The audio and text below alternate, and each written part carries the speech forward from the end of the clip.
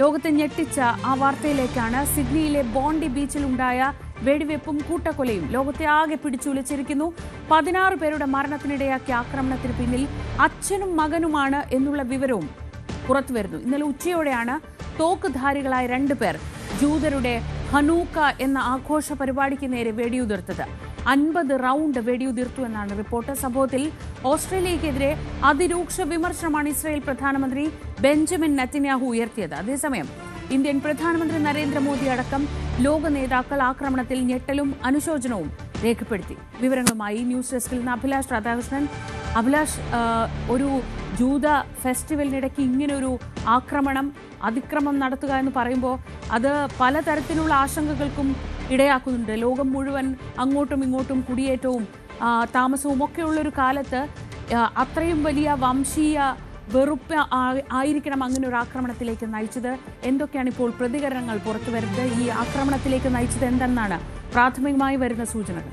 ശ്രീജ, ഇതൊരു terrorist attack, ഭീകരാക്രമണം എന്നുള്ള രീതിയിൽ തന്നെയാണ് മാധ്യമങ്ങളെല്ലാം റിപ്പോർട്ട് ചെയ്യുന്നത്. അങ്ങനെ തന്നെയാണ് ഓസ്ട്രേലിയൻ പോലീസും പറയുന്നത്. ഒരു അച്ഛനും മകനും ചേർന്ന് ഇന്നലെ ഉച്ചയോടെ ഓസ്ട്രേലിയയിലെ സിഡ്നിയിലെ ബൂണ്ടി ബീച്ചിൽ നടത്തിയ അതിക്രൂരമായ ആക്രമണം. 16 പേർ കൊല്ലപ്പെട്ടു. അതിൽ 10 വയസ്സുള്ള കുട്ടിയും 87 വയസ്സുള്ള ഒരു വൃദ്ധനുമുണ്ട് എന്നുള്ളതാണ് ഏറ്റവും സങ്കടപ്പെടുത്തുന്ന കാര്യം.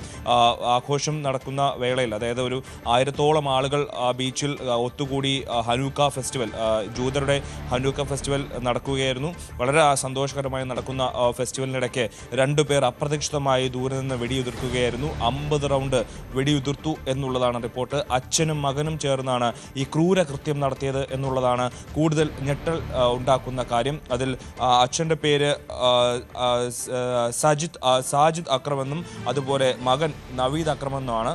ഇതിൽ സാജിദ് അക്രം 50 വയസ്സുള്ള ആൾ ഇന്നലെ തന്നെ വെടിയേറ്റു മരിച്ചു. അതിന് ഒപ്പം 24 വയസ്സുള്ള നവീദ് അക്രം, മറ്റൊരു അക്രമി, ഇയാൾ ഇപ്പോൾ ഗുരുതരാവസ്ഥയിൽ ചികിത്സയിൽ തുടരുകയാണ്. മാത്രമല്ല, ഈ അക്രമിയെ കടന്നു പിടിക്കാൻ ശ്രമിച്ച, കീഴ്പ്പെടുത്താൻ ശ്രമിച്ച ആ മേഖലയിൽ പ്രദേശത്ത് തന്നെയുള്ള അഹമ്മദ് എന്ന് പറയുന്ന ആൾക്കും വെടിയേറ്റിട്ടുണ്ട്. പക്ഷേ ഇയാൾ ഇപ്പോൾ ഓസ്ട്രേലിയയിലൊരു ഹീറോയാണ്. ഇയാളുടെ തോളിലാണ് വെടിയേറ്റിരിക്കുന്നത്.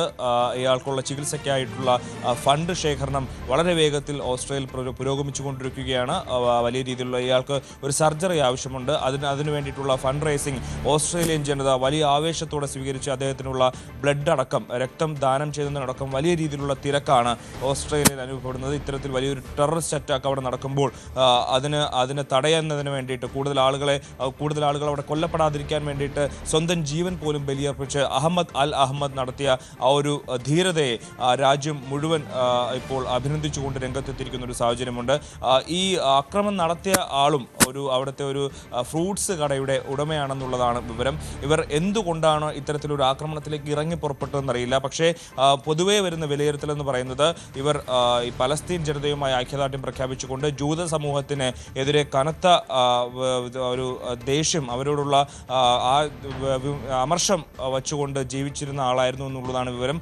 അവർക്കെതിരെ അത്തരത്തിലൊരു ശക്തമായ ഈ ഒരു ഫെസ്റ്റിവൽ നടക്കുമ്പോൾ ഏറ്റവും കൂടുതൽ ജൂതർ അവിടെ എത്തിച്ചേരും. അങ്ങനെ തനിക്ക് പക വീട്ടാം എന്നുള്ള, പലസ്തീനിൽ നടക്കുന്ന ക്രൂരകൃത്യങ്ങൾക്ക് പക വീട്ടാം എന്നുള്ള ഒരു ചിന്തയിലായിരിക്കാം ഒരുപക്ഷെ ഈ അച്ഛനും മകനും ചേർന്ന് ഇത്തരത്തിൽ വലിയൊരു ക്രൂരകൃത്യം നടത്തിയത് എന്നുള്ളതാണ് വിലയിരുത്തൽ. ഇതുമായി ബന്ധപ്പെട്ട് ഓസ്ട്രേലിയൻ പ്രധാനമന്ത്രി ആന്റണി അൽബനീസ് അന്വേഷണം പ്രഖ്യാപിച്ചു കഴിഞ്ഞു. എന്താണ് ഇതിന് പിന്നിലുള്ളതെന്നുള്ള വ്യക്തത വേണം. പക്ഷേ ഒരു ഭീകരാക്രമണമാണ്, ടെററിസ്റ്റ് അറ്റാക്കാണ് എന്നുള്ളതിൽ ഒരു ആശങ്കയും അവർക്കില്ല. കൃത്യമായ രീതിയിൽ അത് തന്നെയാണെന്ന് ഉറപ്പിച്ചു പറയുന്ന ഒരു സാഹചര്യം നിലവിലുണ്ട്. എന്തായാലും ഈ ഒരു സംഭവത്തിന് പിന്നാലെ ഇസ്രായേൽ പ്രധാനമന്ത്രി ബെഞ്ചമിൻ നെതന്യാഹു വലിയ രീതിയിലുള്ള വിമർശനമാണ് ഓസ്ട്രേലിയൻ സർക്കാരിനെതിരെ, ഓസ്ട്രേലിയൻ പ്രധാനമന്ത്രി ആന്റണി അൽബനീസിൻ്റെ നിലപാടുകൾക്കെതിരെ രംഗത്തെത്തിയിരിക്കുന്നത്. പലസ്തീനെ ഒരു സ്വതന്ത്ര രാജ്യമായി അംഗീകരിച്ചുകൊണ്ട് ഓസ്ട്രേലിയ നേരത്തെ തന്നെ തങ്ങളുടെ നിലപാട് അറിയിച്ചതാണ്. ആ നിലപാടാണ് ഇപ്പോൾ ബെഞ്ചമിൻ നെതന്യാഹു ചോദ്യം ചെയ്യുന്നത്. കഴിഞ്ഞ 4 മാസങ്ങൾക്ക് മുമ്പ് തന്നെ താൻ ആന്റണി അൽബനീസിന് കത്തയച്ച് പറഞ്ഞതാണ്, നിങ്ങളുടെ നിലപാട്, ആൻറ്റി സെമിറ്റിക് നിലപാട്, അത് ലോകത്ത് തന്നെ വലിയ അപകടം വിളിച്ചു വരുത്തും. ഇത്തരത്തിൽ ഭീകരവാദികളെ വളർത്തുന്ന നിലപാടാണ് ഓസ്ട്രേലിയ സ്വീകരിച്ചിരിക്കുന്നത്.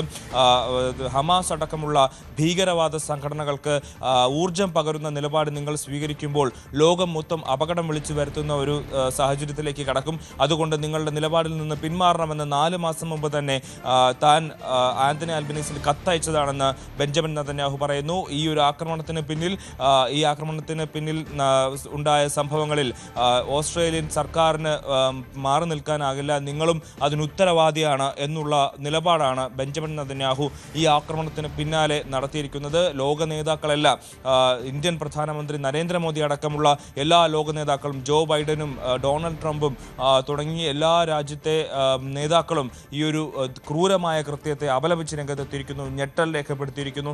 എന്തായാലും 16 പേർ കൊല്ലപ്പെട്ടിരിക്കുന്നു, 42ഓളം പേർ ആശുപത്രിയിലാണ്. ഇതിൽ ചിലരുടെ നില ഗുരുതരമായി തന്നെ തുടരുന്ന ഒരു സാഹചര്യം കൂടിയുണ്ട്.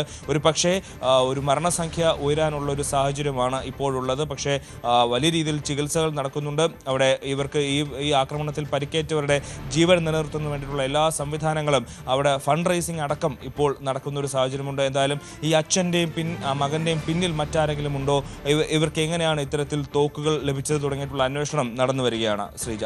ശരി, അഭിലാഷ് രാധാകൃഷ്ണൻ.